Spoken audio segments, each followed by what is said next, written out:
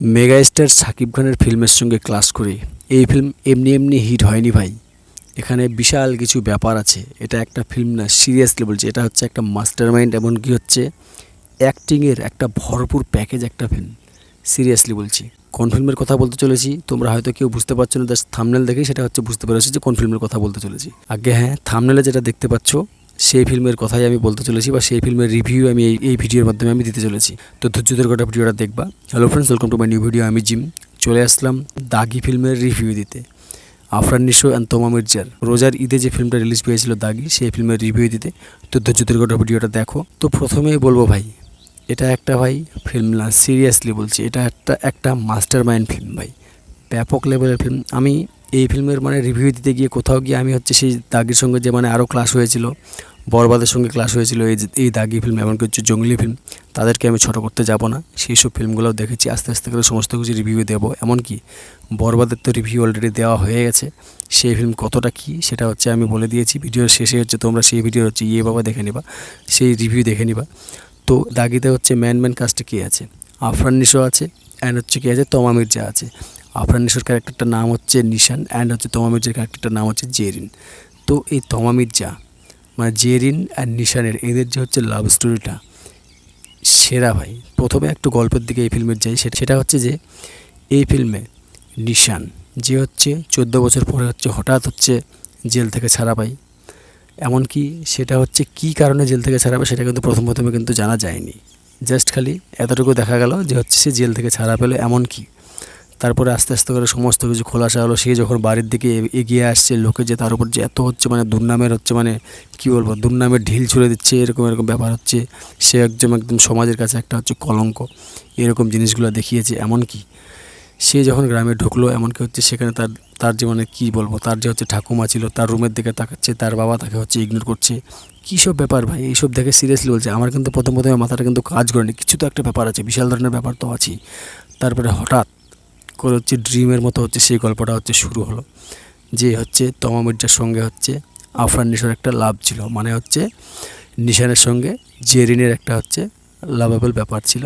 সেই লাভ কেসের সিন চলতে চলতে হঠাৎ হচ্ছে এবার হচ্ছে নিশানকে তার বাবা হচ্ছে বারবার করে বলে যে জীবনের একটা উদ্দেশ্য খোঁজো, নাহলে ফিউচারে হচ্ছে অনেক পস্তাবা, এরকম টাইপের একটা কথা বলে। তো আফরান নিশো খুব একটা বেশি হচ্ছে সেই তার বাবার কথায় হচ্ছে গুরুত্ব দেয় না। এমনকি হচ্ছে সে চাইছিল, সে হচ্ছে ইন্ডিয়া অ্যান্ড বাংলাদেশের যে বর্ডার আছে সেখানে হচ্ছে এক্সপোর্ট ইম্পোর্টের হচ্ছে বিজনেস করতে চাইছিল, এরকম টাইপের একটা কাজ করছিল। এমনকি হচ্ছে লুকিয়ে হচ্ছে বর্ডারের এপার ওপার হচ্ছে জিনিসপত্র হচ্ছে কেনা বেচা করতো, এরকম টাইপের একটা ব্যাপার ছিল, হচ্ছে যেটা হচ্ছে ইনলিগালি কাজ একটা করতো। তো সেটা কিন্তু তার বাবাও জানতো না, এমনকি হচ্ছে তমা মির্জাও জানতো না। তো হঠাৎ একদিন হচ্ছে তমা মির্জার হচ্ছে বিয়ে ফিক্স হয়ে যায়।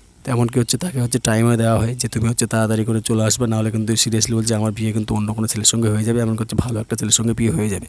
তো আফরান নিশো সেখানে গিয়ে হচ্ছে একটু ফেসে যায়, এমনকি হচ্ছে দেরিতে আসে। এমনকি সেখান থেকে আসেই হচ্ছে দেখে যে তমা মির্জার হচ্ছে বিয়েটা হয়ে যায়। সে যে বর্ডারে যে ছিল, বর্ডারে গেছিলো, যখন বর্ডারে গিয়ে হচ্ছে যে টাইমে আসার কথা তার থেকে 1-2 দিন পরে এসে যায়। তারপরে এসে দেখছি যে তমা মির্জার বিয়ে হয়ে গেছে। তো তমা মির্জার যে বিয়েটা হয়ে গেল, এটা নিয়ে হচ্ছে আফরান নিশো কিন্তু একদম খুবই রাগ, হচ্ছে নিশানের হচ্ছে খুবই রাগ হয়। এমনকি হচ্ছে তমা মির্জা যে আছে জেরিন যে আছে, জেরিনের যে হচ্ছে ক্যারেক্টারটা, সে ভাই সিরিয়াসলি বলছি এতটা এই ফিল্মে হচ্ছে একদম কী বলবো, দেখিয়েছে তাকে নিয়ে হচ্ছে কোনোরকম কোনো কথা হবে না, আর আফরান নিশোকে নিয়ে তো কোনোরকম কোনো কথাই হবে না। তো তারপরে হচ্ছে জেরিনের যখন বিয়ে হয়ে গেল, তখন হচ্ছে তার যে হাজব্যান্ড জেরিনের যে যখন নিউ হাজব্যান্ড হচ্ছে আফরান নিশো না, নিশান কিন্তু না। তো তমা মির্জা কিন্তু কোনো মতে হচ্ছে সেই ইয়েতে হচ্ছে রাজি না, সেই বিয়েতে রাজি ছিল না, তা সত্ত্বেও তার সঙ্গে হচ্ছে বাধ্য হয়ে বিয়ে করতে হয়। তো বিয়ে টিয়ে তো হলো। এমনকি আফরান নিশো যখন শুনতে পেরে যে হচ্ছে তার বিয়ে হয়ে গেছে, তো সে তখন আসে তখন তার সঙ্গে কথা বলতে চাইলো, কথাও বললো, এমনকি তাকে হচ্ছে ভালো লেভেলেরই হচ্ছে ইগনোর করে। সেই ইগনোরেন্স দেখে হচ্ছে সে একদম পাগলের মতো হয়ে যায়। এমনকি হচ্ছে লাস্টে যখন হচ্ছে জেরিনের যে হচ্ছে হাজব্যান্ড তমা মির্জার যে husband, new husband Afran Nisho না কিন্তু, সেই হাজব্যান্ড তখন তমা মির্জার টেনশন দেখে হচ্ছে বললো যে হচ্ছে তাদের সঙ্গে একটা হচ্ছে ডিসকাশন করা উচিত, তাদের তিনজনের সঙ্গে একটা ডিসকাশন করা উচিত। তো সেই ডিসকাশন করতে গিয়ে সেখানে একটা হচ্ছে বিশাল লেভেলের হচ্ছে ভুল করে ফেলে। সেই ভুলটা কি সেটা দেখার জন্য হচ্ছে তোমাকে হচ্ছে সেই ফিল্মটা হচ্ছে চরকি থেকে দেখে নিতে হবে, অ্যাভেলেবেল আছে। তো সিরিয়াসলি সেখান থেকেই শুরু হয় টান উত্তেজনা ফিল্মের ভাই। তো সেখান থেকে তার হচ্ছে একটা 14 বছরের হচ্ছে সেই অ্যাক্সিডেন্টালের কারণে হচ্ছে 14 বছরের জন্য জেল হতে হয়। তো সেই জেল থেকে ছাড়া পেয়ে এসে সমাজের চোখে সে কী জিনিস ছিল সেটা দেখলে এবার সিরিয়াসলি বলছি ছিটকে যাবা। তারপরে হচ্ছে একটা মেয়ের গল্প আছে, ছোটো বাচ্চার একটা গল্প আছে, সে মেয়েটা কার সেটা নিয়ে একটা বিগেস্ট একটা ব্যাপার আছে, গল্প আছে, সেটা দেখলেও এবার সত্যি বলছি অবাক হয়ে যাবা। তো সিরিয়াসলি বলছি, এক কথায় বলতে গেলে দুর্দান্ত। এমনকি হচ্ছে মাঝে মাঝে এমন যে হচ্ছে থমকে যাওয়ার মতো কিছু কিছু যে সিন আছে ভাই, সিরিয়াসলি বলছি দেখলে ভাই সত্যি বলছি অবাক হয়ে যাবা। আশ্চর্য লেগে যাচ্ছে যে হচ্ছে আফরান নিশো, যে হচ্ছে একজন নাটকের অ্যাক্টর, সে যে এতটা একটা ভালো ফিল্ম করবে আমি সিরিয়াসলি বলছি ভেবে পারিনি। সত্যি বলছি খুবই ভালো একজন অ্যাক্টর। এমনকি হচ্ছে এই ফিল্মে যা দেখিয়েছে ভাই, সত্যি বলছি মাঝে মাঝে চোখের পানে তুমি হচ্ছে আটকে রাখতে পারবে না। এমনকি হচ্ছে মানে থমকে যাওয়ার যে সিনগুলো আছে সেগুলো থেকে সত্যি বলছি তুমি হচ্ছে আগলে রাখতে পারবে না। এমনকি তার যে বাবার ক্যারেক্টারটা, সেটাও একটা খুবই ভালো ক্যারেক্টার ভাই। সেরা ভাই, মানে মাস্টার মাইন্ড ফিল্মটা। সত্যি বলছি আমি ঈদে হচ্ছে 3টা ফিল্মের সবথেকে বেশি হাইপ ছিল আমার কাছে, বা হচ্ছে আমি সবসময় এই 3টা ফিল্মকে নিয়ে হচ্ছে বেশি কথা বলেছিলাম। দাগি, জঙ্গলি আর হচ্ছে বরবাদ। এই 3টা ফিল্মকে নিয়ে আমি সবসময় কিন্তু বেশি এগিয়ে রেখেছিলাম। এমনকি হচ্ছে বরবাদকে তো অলওয়েজ হচ্ছে ফার্স্টে রেখেছিলাম, তারপর হচ্ছে দাগিকে রেখেছিলাম, তারপর হচ্ছে জঙ্গলিকে। তো জঙ্গলি নিয়ে নেক্সট ভিডিওতে আমি হচ্ছে অবশ্যই হচ্ছে রিভিউ দেওয়ার চেষ্টা করব। তো সিরিয়াসলি বলছি, এমনকি হচ্ছে তমা মির্জা যে আছে, তাকে হয়তো মানে প্রত্যেকটা ফিল্মে, সেই যে হচ্ছে সুরঙ্গ ফিল্মে আমি কিন্তু তাকে ফার্স্টে দেখি, তার আগে আমি কোনোদিন তার ফিল্ম দেখিনি। তো সুরঙ্গ ফিল্মও হচ্ছে দেখবো কীরকম লেভেলের একটা ফাঁকি দিয়েছে হচ্ছে আফরান নিশোকে। মানে ফাঁকি দেওয়ার জন্য হচ্ছে তমা মির্জা ভাই বেস্ট। তো সেরকম টাইপের হচ্ছে ক্যারেক্টার এখানে আছে। তো তাই বলে যে হচ্ছে তমা মির্জা যে এই ফিল্মে ফাঁকি দিয়েছে সেটা কিন্তু না, এটা কিন্তু একটা বিশাল ব্যাপার। এগুলো হচ্ছে দেখার জন্য হচ্ছে তোমাকে হচ্ছে ফিল্মে দেখতে হবে, কিন্তু এইরকম ক্যারেক্টারগুলোর জন্য হচ্ছে তমা মির্জা কিন্তু একদম পারফেক্ট। সিরিয়াসলি বলছি, এটা হচ্ছে না বললে নাই হতো।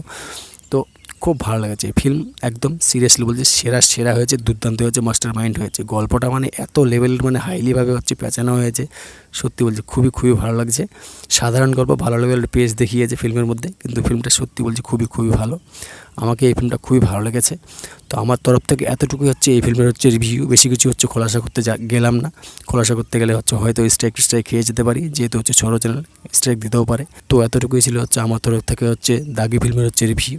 তো রিভিউটা তোমাদের কেমন লাগলো সেটা হচ্ছে কমেন্ট বক্সের মাধ্যমে বলো।